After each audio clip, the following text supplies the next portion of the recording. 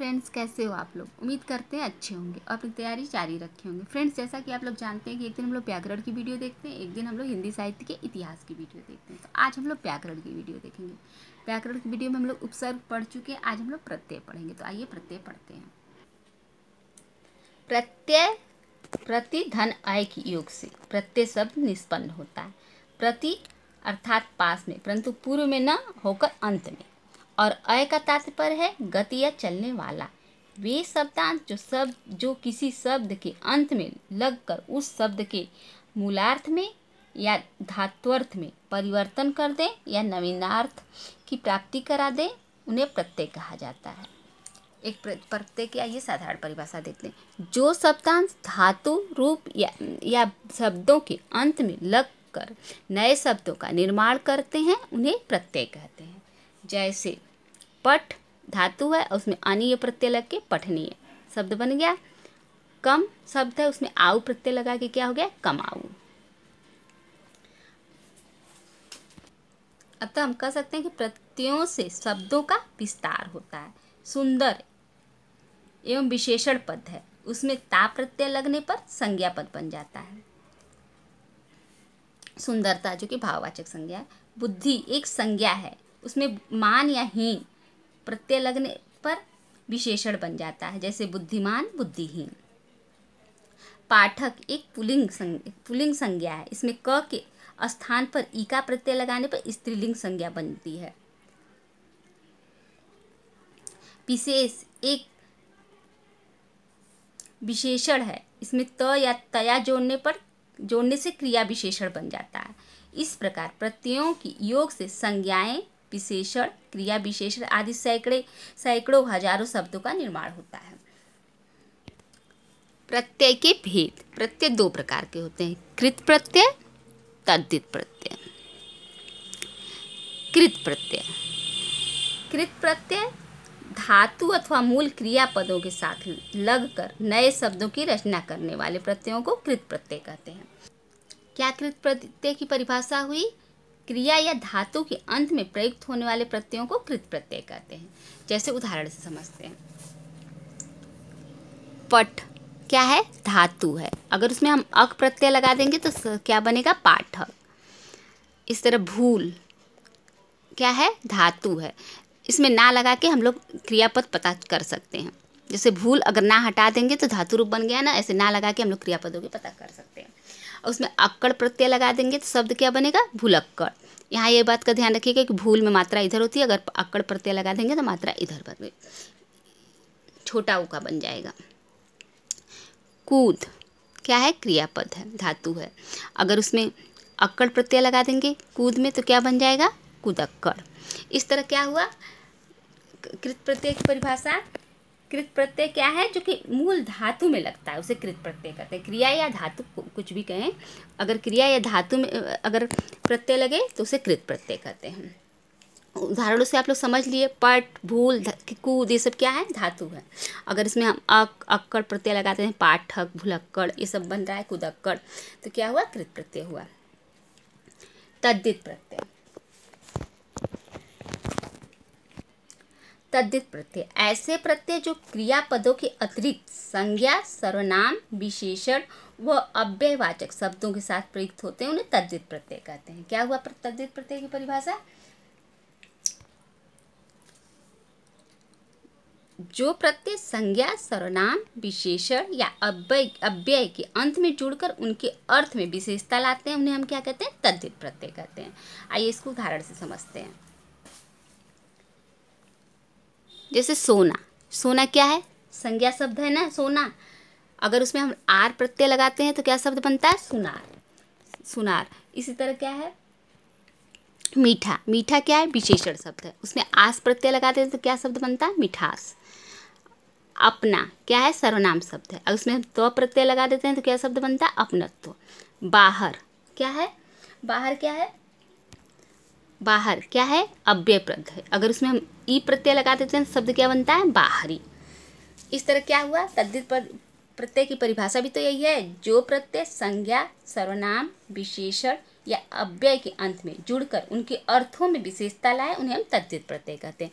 यहाँ हमने संज्ञा, सर्वनाम जो सोना संज्ञा है, मीठा सर्वनाम है, अपना मीठा सॉरी विशेषण है, अपना सर्वनाम है, बाहर अव्यय है। इन सबों के उदाहरण से हम लोग ये समझ गए कि तद्धित प्रत्यय किसे कहते हैं।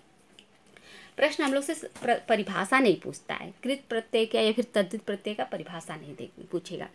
3 शब्द दे देगा, 4 कोई भी शब्द बना के दे देगा। उसमें हम लोग से क्या पूछेगा, उसमें पूछेगा इसमें कौन सा कृत प्रत्यय है, कौन सा तद्धित प्रत्यय है। जैसे मानवता, दानवता, बोलता, महानता, ये 4 शब्द हम लोग को हमको दे देता है। कोई भी ऐसे ही देगा। मैं आप लोग को समझाने के लिए यहाँ एक उदाहरण दे रखी हूँ, इसको आप लोग देखिए। अगर इस चारों को शब्द को दे देगा और हम लोग से पूछेगा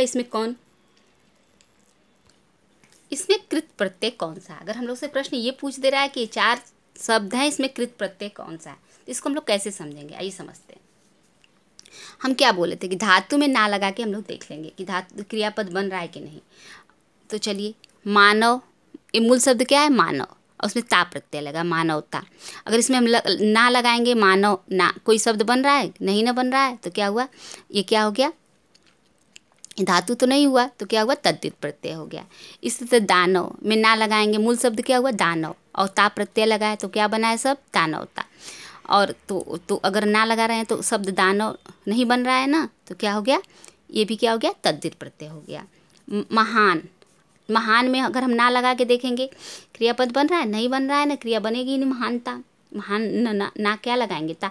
अब ये महानता में महान मूल शब्द है और ता प्रत्यय लगा हुआ, तब महानता बना है।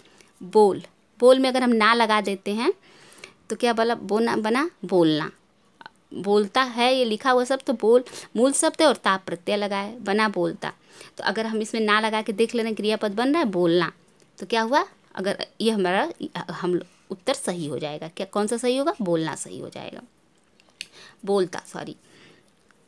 इस क्या समझे इस उदाहरण से, क्या हम आप लोग को समझाना चाह रहे हैं कि क्रियापद के लिए अगर हम ना लगा के, अगर कोई भी शब्द मूल शब्द में अगर ना लगाते हैं, अगर क्रियापद बन जाता है, तो हम कहेंगे कि ये शब्द क्या हुआ, ये क्रिया है। और क्रिया कहाँ लगती है, कृत प्रत्यय में लगती है। और जबकि संज्ञा, सर्वनाम, विशेषण, ये सब किस में लगता है, तद्धित प्रत्यय में लगता है। यही अभी हम लोग ऊपर उदाहरणों से समझे हैं ना, परिभाषा से यही समझे। अगर मानव, ना तो लग ही रहा है, मानव क्या परिभाषा है, मानवता, उसमें मूल शब्द क्या है, मानव, और ता क्या है, प्रत्यय लगा है। तो अगर मानव में हम लोग ना लगाएंगे तो शब्द बन रहा है, नहीं बन रहा है ना, तो इसका मतलब क्या है, ये तद्धित प्रत्यय। इसी तरह दानव, दानवता में दानव मूल शब्द है, ता प्रत्यय लगा, अगर ना लगा रहे तो नहीं शब्द बन रहा है, तो ये क्या हुआ, ये भी तद्धित प्रत्यय हो गया। जो कि संज्ञा सर्वनाम वाला परिभाषा था कि संज्ञा सर्वनाम विशेषण के में जो प्रत्यय लगते हों। बोल, बोलता अगर शब्द है, इसमें बोल मूल शब्द है, ता प्रत्यय लगा है, शब्द बनता है बोलता। अगर बोल मूल शब्द में हम लोग ना प्रत्यय लगाएंगे तो बोलना क्रियापद बन रहा है ना, अगर बन रहा है तो ये क्या होगा, अभी हम लोग पढ़े ना कि धातु या क्रिया कृत प्रत्यय में लगता है, तो इसका मतलब ये हुआ, ये कृत प्रत्यय हुआ। महानता में मूल शब्द क्या है, महान, और क्या प्रत्यय लगा है, ता, शब्द क्या बनता है, महानता। इसमें ना लगाइए, नहीं लग पा रहा है, तो इसका मतलब ये सारे मानवता, दानवता, महानता क्या है, तद्धित प्रत्यय है। बोल क्या है, बोलता, बोलता क्या है, कृत प्रत्यय है। एक अन्य उदाहरण से देखते हैं। मिठाई, मिठाई में मूल शब्द क्या है, मीठा, और क्या प्रत्यय लगा, आई। अगर मीठा मूल शब्द में इसी तरह लिखाई, अगर इसमें हम लोग को छाटने को कर दे कि तद्धित प्रत्यय छाटिए, तो कैसे छाटेंगे, लिखाई, लिखाई में मूल शब्द क्या है, लिख, आई प्रत्यय लगा है, शब्द बना लिखाई। पढ़ाई में मूल शब्द क्या है, पठ, और आई क्या है, प्रत्यय लगा है, तो पढ़ाई बना। अगर हम मीठा में ना लगाते हैं तो कोई शब्द नहीं बना, तो ये कौन सा प्रत्यय हो गया, तद्धित प्रत्यय हो गया। नहीं ना लगा के देखिए, मिठाना क्या शब्द बना, कोई नहीं, तो ये क्या हो गया, तद्धित प्रत्यय हो गया। लिखाई मूल शब्द क्या है, लिख, लिख जो कि धातु हुआ ना, अगर ना लिखना ना लगा के देखिए, लिखना बन रहा है ना, तो ये क्या हो गया, धातु हो गया, जो कि क्या हो गया, कृत प्रत्यय हो गया। पठ, पठ भी धातु हो गई, ना लगाई, पढ़ना शब्द बना ना, तो इस तरह क्या हो गया, ये भी धातु हो गई, और क्या बना, कौन सा प्रत्यय बना, कृत प्रत्यय बना। लिखाई, पढ़ाई, ये दोनों कृत प्रत्यय बना। मिठाई क्या हो गया, तद्धित प्रत्यय बना। तो इस तरह अगर हम लोग को पढ़े रहेंगे, नियम सबके जानते रहेंगे, तो हम लोग अलग कर लेंगे कि कौन तद्धित प्रत्यय है, कौन कृत प्रत्यय है। आइए प्रत्यय के संबंध में कुछ विशेष तथ्य को जानते हैं। प्रत्यय तत्सम प्रत्यय जोड़ते वक्त मूल शब्दों या क्रियापदों के प्रथम स्वर की वृद्धि होती है, जिसे व्याकरण में आदि वृद्धि के नाम से जाना जाता है। जैसे अ, ई, इक, ए, आयन तथा य। इन प्रत्ययों को जोड़ने पर मूल शब्द क्रियापद के प्रथम स्वर की वृद्धि होगी, अर्थात मूल शब्द का प्रथम स्वर और का आ में वृद्धि हो जाएगी, ई ए का ए में वृद्धि हो जाएगी, उ ओ का औ में वृद्धि हो जाएगी, री का आर में वृद्धि हो जाएगी। आइए इसको उदाहरण से समझते हैं। अ का किस में हो रही है वृद्धि? आ में। जैसे प्रसंग। प्रसंग क्या है? मूल शब्द है और इसमें इक प्रत्यय लगा। क्या लगा? इक प्रत्यय लगा। पढ़े थे ना हम लोग, क्या पढ़े थे कि ई का किस में वृद्धि हो जाएगी? अ आ में वृद्धि हो जाएगी। जैसे यहाँ प्र है, अ है ना, तो ए आ में बदल जाएगा, तो क्या हो जाएगा? प्रासंगिक। क्या हो जाएगा? अ का क्या हो गया? आ में बदल गया और क्या शब्द बना? प्रासंगिक। एक अन्य उदाहरण से देखिए। समाज। मूल शब्द है ना, उसमें इक प्रत्यय लगा। क्या शब्द बना? आ। अ का किस में वृद्धि हुई? आ में। तो क्या समाज है, तो यहाँ क्या हो जाएगा? सामाजिक। क्या समझे आप लोग कि अ, ई, इक, ए, आयन तथा य, इन प्रत्ययों को जोड़ने पर मूल शब्द क्रियापद में प्रथम स्वर में वृद्धि होती है। अ का क्या हो गया? आ। इक लगा था तो अ का क्या हो गया? आ। जैसे प्रसंग है, प्रसंग इक प्रत्यय लगा के अ का क्या कर दिए हम लोग? आ बना दिए। ये अ है ना, प्र, तो इसको हम लोग प्रा कर दिए, प्रासंगिक शब्द बन गया। अ का किस में वृद्धि हो गई? आ में वृद्धि हो गई। समाज, समाज है, अगर उसमें हम लोग आ में वृद्धि कर देंगे तो क्या बन जाएगा? सामाजिक बन जाएगा। इसी तरह ई, छोटी बड़ी ए का ए में वृद्धि होती है। इसको भी उदाहरण समझते हैं। जैसे पिशाच। पिशाच मूल शब्द है, उसमें इक प्रत्यय लगा देते हैं तो पिशाचिक न बन के क्या बनेगा? ए में हो जाएगा ना। ई का क्या होगा? ए में वृद्धि होगी तो क्या हो जाएगा शब्द? पैशाचिक। ई का ए में हो जा रहा है। इस तरह दीन जो कि मूल शब्द है, इसमें ए प्रत्यय लग गया तो क्या बनेगा? दैन्य। ई का ए में वृद्धि हो गया, बड़ी ई का ए में वृद्धि हो गया और क्या बना? दैन्य। इसी तरह देखिए एक अन्य उदाहरण लीजिए। वेद जो कि मूल शब्द है, उसमें इक प्रत्यय लगाए तो क्या बना? वैदिक न बन के क्या बनेगा? वैदिक। ए का क्या हो जा रहा है? ए में वृद्धि हो जा रही है। ए का किस में वृद्धि हो रही है? ए में वृद्धि हो जा रही है तो क्या बनेगा? वैदिक। इस तरह उ ओ का अ में वृद्धि होती है। जैसे उद्योग, धन। उद्योग तो मूल शब्द है, उसमें इकी प्रत्यय लगाएंगे तो औद्योगिकी बनेगा। ऊ का किस में हो जाएगा? अ में वृद्धि होगी। यहाँ ये ऊ है, इसको क्या बना देंगे? अ। ऊ का किस में वृद्धि होगी? अ में वृद्धि होगी तो क्या शब्द बनेगा? औद्योगिकी। इस तरह एक अन्य उदाहरण लीजिए। भूत जो कि मूल शब्द है, उसमें इक प्रत्यय लगाएंगे तो क्या बनेगा? जो बड़ा ऊ है वो अ में वृद्धि हो रही है तो क्या बनेगा यहाँ? भौतिक।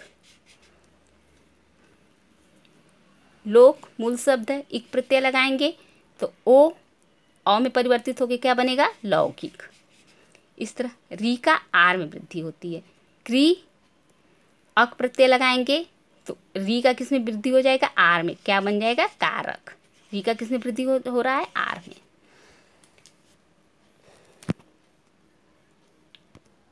फ्रेंड्स, अगर ये वीडियो अच्छी लगी हो तो लाइक, सब्सक्राइब और अपने दोस्तों में शेयर करिएगा।